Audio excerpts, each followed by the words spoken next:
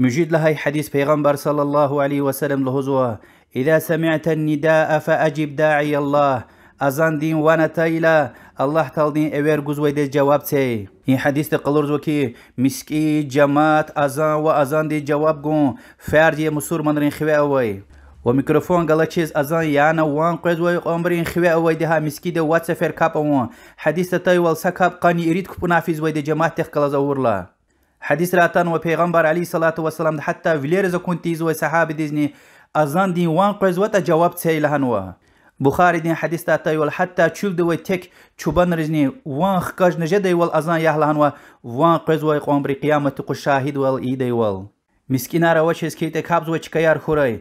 حتى قولين قنك لي جماعت ايها خزان ديخكلا جوان يولداش ديخكلازني